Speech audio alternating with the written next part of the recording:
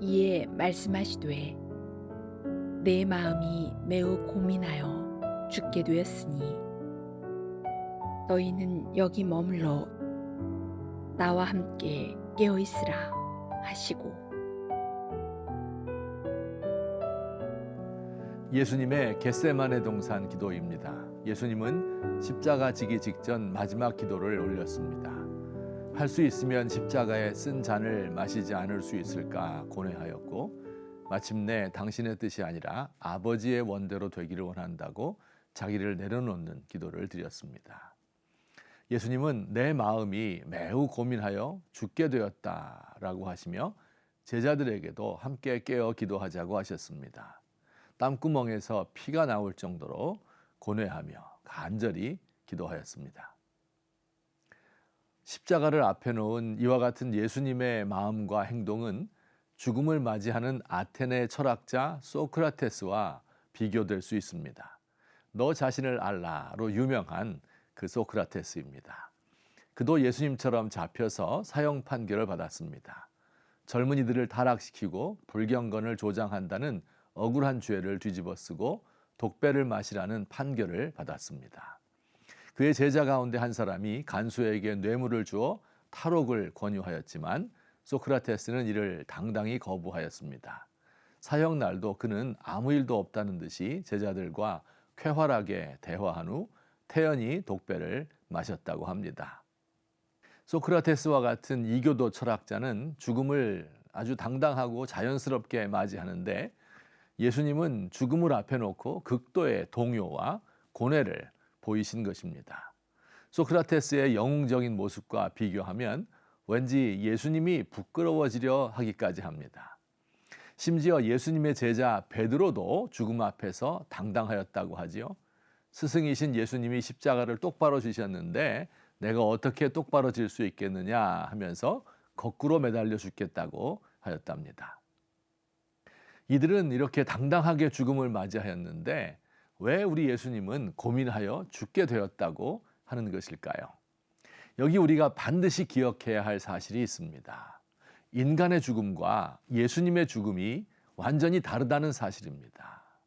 예수님은 우리 인간들이 상상할 수 없는 무거운 짐을 지고 사셨고, 우리가 경험할 수 없는 고통을 당하면서 죽으셨습니다. 이는 마치 어린아이가 아버지의 짐의 무게를 알 수 없는 것과 비슷합니다. 아이들은 아빠가 지고 있는 짐을 알지 못합니다. 아빠의 걱정이 무엇인지, 아빠는 왜 한숨 쉬는지 도무지 짐작할 수 없습니다. 중소기업 사장이 부도의 위기에 놓였습니다. 온 생애를 다 바쳐 일군 회사이고 수백 명 직원의 생계가 달려 있습니다. 내일 아침 부도를 막아야 하는 이 사장님의 고뇌와 지난달에 입사한 말단 사원의 고뇌의 무게가 같을 수 없습니다. 도대체 예수님이 죽으실 때 무슨 일이 일어난 것일까요? 사람들에게 불의한 재판을 받고 매를 맞고 십자가 형틀에 달려 벌거벗고 죽은 것, 우리가 눈으로 보는 이 십자가가 전부일까요? 그렇지 않습니다. 보이는 게 전부가 아닙니다. 예수님이 과연 실제로 무슨 고통을 당하였는지 우리의 생각과 경험으로는 전혀 알 수 없지만 엄청난 일이 일어난 것은 분명합니다. 십자가에서 예수님은 성부 하나님으로부터 버림받아 죽임을 당하였다고 합니다. 예수님이 하나님의 아들이 죽는다는 것, 또 아들이 아버지로부터 버림을 받는다 하는 것이 어떤 것인지 우리가 알 수 없습니다. 사랑으로 연합하였던 아버지와 아들의 관계가 끊어져서 아버지가 아들을 혐오의 대상으로 보아 고개를 돌리신 것인지, 사랑을 멈추신 것인지 우리의 좁은 지성으로는 알 길이 없습니다. 한 가지 분명한 것은 예수님의 죽음은 온 인류의 죄를 짊어진 죽음이었습니다. 옛날 이스라엘 백성 중 죄 지은 사람이 염소나 양의 머리에 손을 얹고 자신이 지은 큰 죄를 다 이야기한 후 그 짐승을 사막으로 끌고 가서 버리는 풍습이 있었습니다. 그러면 그 짐승은 물이 없는 광야에서 헤매다가 죽겠지요. 예수님께서 우리의 죄를 온 몸에 안으시고 죽은 것입니다. 그 죽음의 무게가 너무 무거워서, 그 짐의 고통이 너무 커서 우리 주님은 그렇게 고뇌한 것입니다. 예수님의 고통은 지옥의 고통에 비견될 수 있습니다.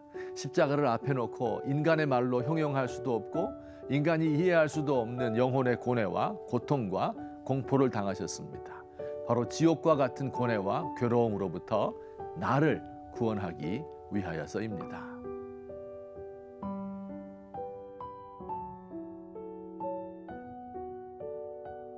우리 예수님이 치워 없애지 못할 만큼 극악한 죄는 없습니다. 어떤 죄와 실패라도 용서받을 수 있고 고침받을 수 있습니다. 오늘도 겟세마네에서 주님의 기도를 기억하며 주님께 감사하며 주님이 그렇게도 싫어하셨던 죄를 멀리하기로 결심합니다.